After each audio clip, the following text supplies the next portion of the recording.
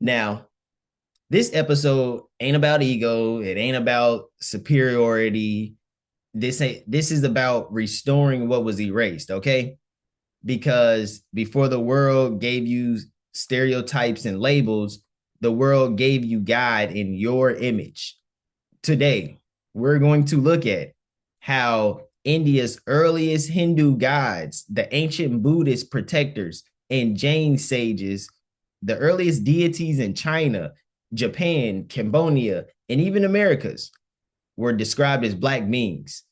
And the question is simple: why did the world paint divinity in our skin before it painted it anything else?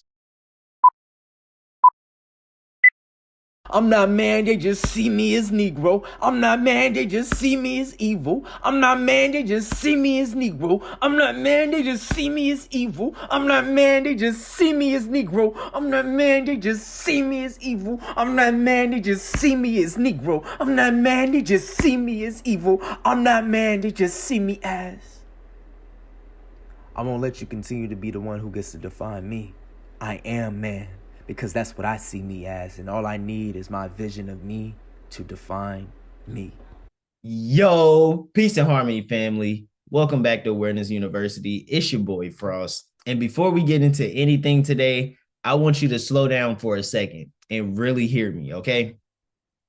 All around this planet, from Africa to India to ancient Asia to the Americas, the first image of divinity, the first gods, the first supreme beings, the first protectors of human life were depicted as black. Not just dark skinned, not just melanated, but black in a divine, cosmic, sacred way, okay? And if you don't know that, you can't understand the truth of who you really are. Now, some of you may be asking why this matters. Well, when you change the image of God, you change how people see themselves. And to control a people, you must control what they think about themselves. So let's start off with India, the oldest spiritual system on the earth. Okay. Now pay attention to the skin tones and the descriptions and the symbolism. This ain't coincidence. This is legacy. Now, before I get into this, I want to give you a little history on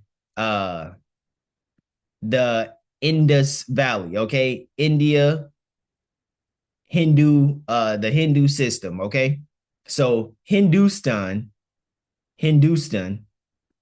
right there, Hindustan, in Persian means land of Indus. Copy that? Hindus and Sindhu meant black. And according to Elizabeth Hamilton, the word Hind is often used by the Persian poets to signify black or dark color.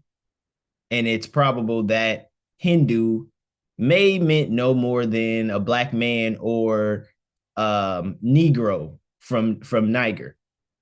Hindu and Indian were considered synonymous. You feel me? Basically, they were the same. India was once known to the Western as Hindustan. And a little bit after 2000 BCE, herds of Indo-European speaking people came into India. They came in small ways, but eventually they toppled over the indigenous people and started to rule and take over. This was known as the Iran conquest of India. They didn't just use military tactics, they transformed the religious and the political philosophy of India, okay? So they made the black gods demons, they replaced those gods with white gods, they introduced a social system. Basically, it was called Varna, and it was a color, like I said, it was a color system, and the dark-skinned people were at the bottom, and the lighter-skinned people up to white were at the top, just like we know, you know what I'm saying, nowadays. So they kept some of the gods and turned others into quote unquote bad gods. So they kept the ones like Krishna, the ones we know now, one of the most prominent gods in Hinduism. And the same can be about China. And all, you feel me? All the early depictions of God and the supreme beings were black. All right, now we're going to start with Krishna. This is Krishna. Krishna, right here, as you can see, black or blue. Krishna is the incarnation of the supreme god Vishnu, one of the most important gods in the Hindu pantheon, always depicted black or blue. And Krishna is the eighth and one of the most popular gods in Hinduism. Now, this is Kali. Kali is the destroyer of evil. Kali is a Hindu god of time and change. Kali is the feminine form of Kalam, meaning black. Her name means black one, and she is always depicted with black skin or blue. You feel me? Always. Now, here you got Agni, the god of fire, as you can see right here. God of fire, big dog. He was associated with Buddhism, Jainism, and Hinduism. I'm gonna get into Buddhism and Jainism next. There are many theories about the origin of Agni. He originally conceptualized as the ultimate source of the creator, preserver, and destroyer. He was always depicted with African features, as you can see right here. He personified fire in many forms, including the sacrificial hearth, the sun, and lightning. He served as a divine messenger and a mediator between humans and the gods, carrying offerings to the divine through his flames. As you can see right here, that's why he got them flames right here. If you look him up, it's many pictures of him with flames, him sitting with flames, him standing in flames, all types of shit. So he is a central figure in numerous rituals and ceremonies, and he's often depicted as a red hue with 2 faces, 3 legs, and 7 arms. As you can see, you feel me? It's hard to see, but 7 arms.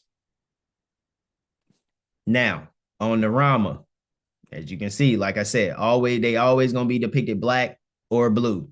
This is when they started, I believe, I'm not sure, but I believe the blue is when they started, you know what I'm saying, when it started getting to earlier now times, you feel me, nowadays, so this is early, and this is, you feel me, when it started getting taken over and whatnot. Rama is the 7th avatar of the supreme god Vishnu, king of Iota in Hindu scriptures, and Rama is one of the most important avatars of Vishnu. Now, this is Vishnu, major god in Hindu mythology. I'm pretty sure we've all heard of Vishnu. If not, here you go. Seen as the preserver of the universe, portrayed as black or blue with 4 arms, symbolizing the different functions that he serves. So that's Vishnu. This is Shiva. Shiva is creator and destroyer, along with Brahma. This is the god of creation. So they're basically like a trio. You feel me? That those are like a trio. Now, on to Buddhism. Now, Buddhism began in ancient India and today has around 300 million followers. It traces back to Siddhartha Gautama, a prince born in the 6th century BC. After leaving his palace and witnessing suffering, struggle, desire, and deception, he sought the root of human pain, and his journey led him to enlightenment, and he became the Buddha, a title meaning the awakened one. So Buddha's not a name, it's a title. He then traveled through India teaching, and his followers eventually spread Buddhism across India. Now, this is the Buddha in Thailand. As you can see, clearly looks like a black person. I don't know about you, but this looked like a black person to me.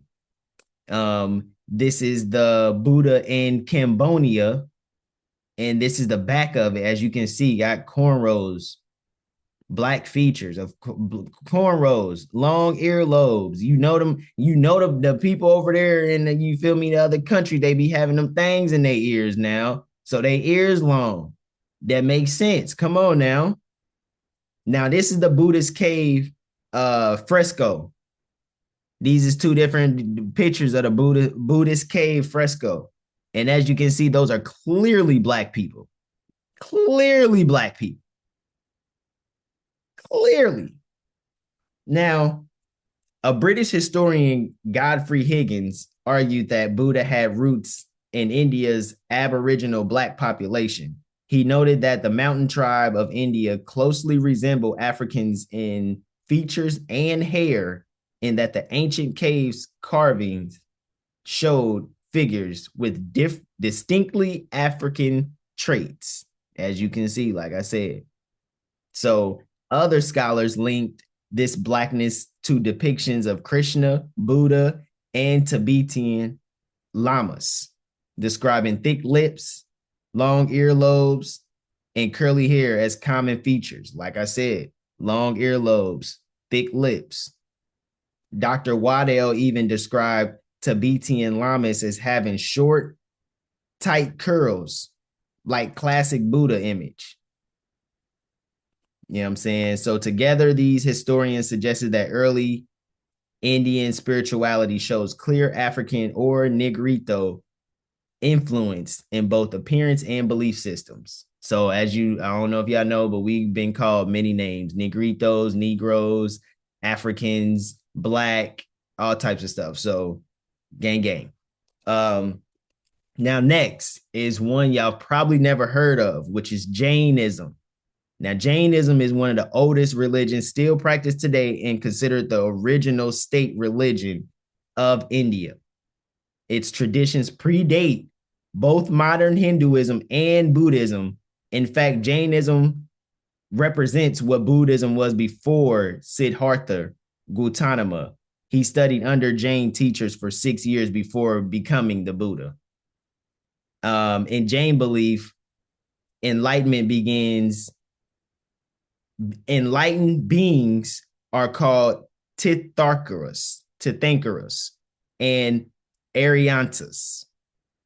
Jains created large statues of these figures, many of which resembled the Black Buddha, style found across India, Sri Lanka, Japan, China, Tibet, Cambodia, Vietnam, and Thailand, like I said before, just like the Buddha statues.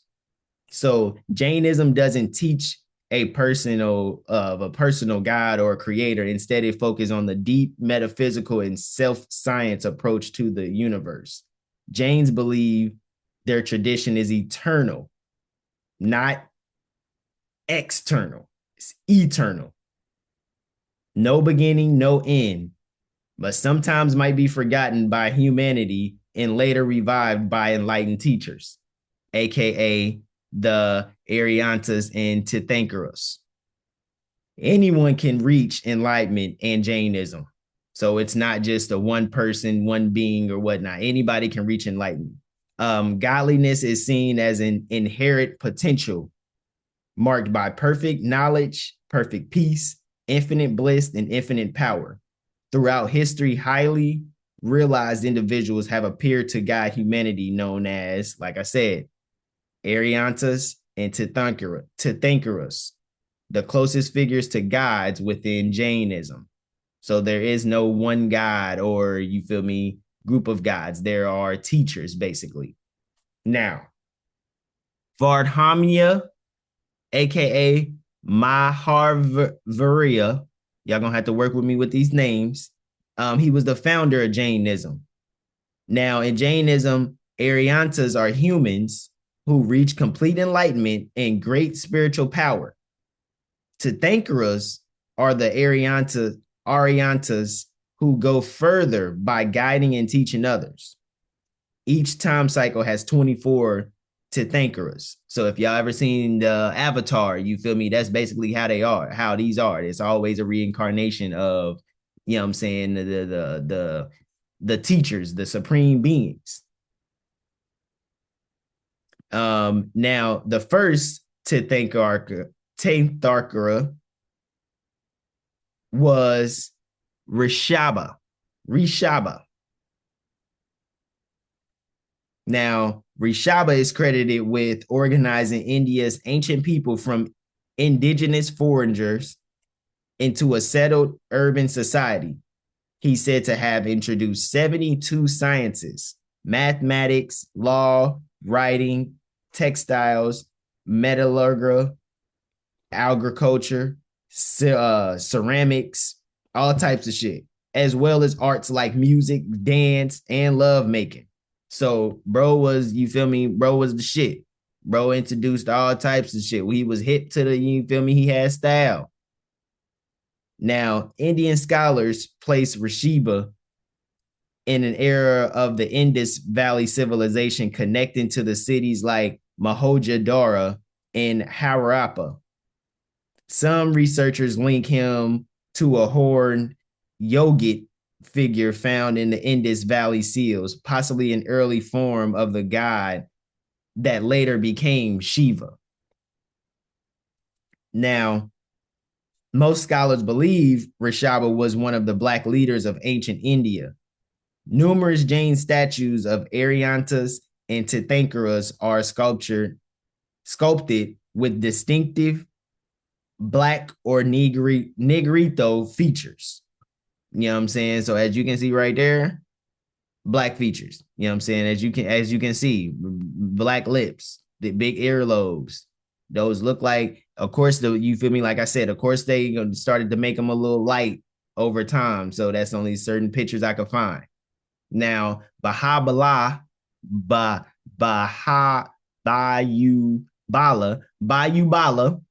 he was the son of Rishaba, and he was known for his immense strength and for achieving spiritual liberation after renouncing his kingdom.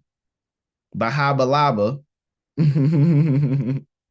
Shit, these names is killing me, y'all. Baha'u'llah means strong arms. And as you can see, bro got some strong arms right there, okay? You got some big arms. They made sure they depicted him with them big arms, so you would know. Now, 1900 studies cites a Jain statue in South Kanara having African features from head to toe. Head to toe. Pretty sure the back got cornrows or got them, you feel me, got them BDBs, you feel me? Now, this is the 23rd Tirthankara, and as you can see, black is night. Black is night. They're not going to depict somebody white that's black. They're not going to depict somebody black that's white. We ain't do that.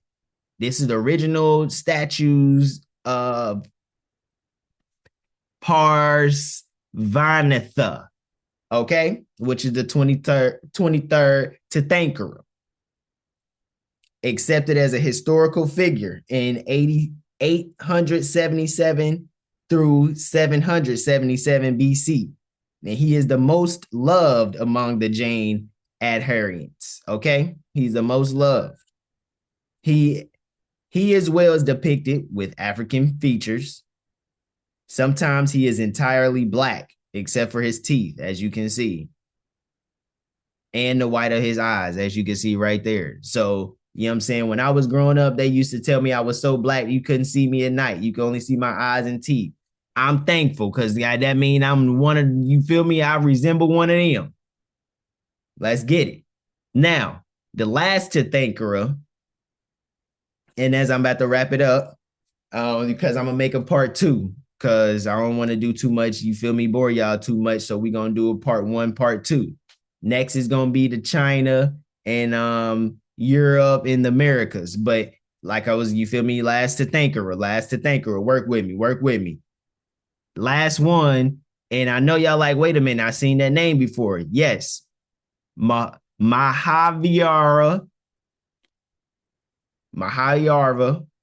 was the first, was the founder, not the first, was the founder, and he was the last to thank her. In around 540 to 463 BC, he was one of the most popular teachers to spread Jainism, but he's regarded as a reformer rather than its founder. His statue often looks like those of Black Buddha, as you can see right there. So, like I said, he was a different form when he was, you feel me, right here. It's a different form. The founder was Vardhamya. And the last, you feel me, and the last Tirthankara was Mahavira. All right. So as we wrap this up, as I like I said, we're gonna have a part 1 and part 2. I'm gonna go over China, Europe, the Americas, South Americas, the islands. I'm gonna get in there. You feel me? I'm gonna get in there. So before I cut out, I just want to say Black people aren't trying to steal anything. We're reclaiming what was always ours. Because if the first humans were Black, then the first gods had to be Black. If the first humans were Black, the first gods we imagine had to look like the people who was imagining them. We couldn't imagine a God that didn't look like us. So if you're ready, make sure you get that bell so you can know when I drop part 2, okay? So if you was interested and you want to know a little more, and you want to know about some other gods and whatnot, because I'm telling you, it gets better. We're going to get into the shamans. We're going to get into the ones of the island. I know y'all seen Moana. We're going to get into Maui. I'm making a connection to Maui. I'm telling y'all, it gets better. I'm going to go over Christianity. Y'all going to see the Black Jesus, all that with y'all. You feel me? Yeah, I know y'all waiting for that, but we're going to get into that later. You know what I'm saying? I'm going to go to South America. I'm going to go through Europe. Like I said, so we're going to get in there, but stay tuned. Make sure y'all hit that bell. Appreciate y'all for tuning in and be ready for part 2. Peace.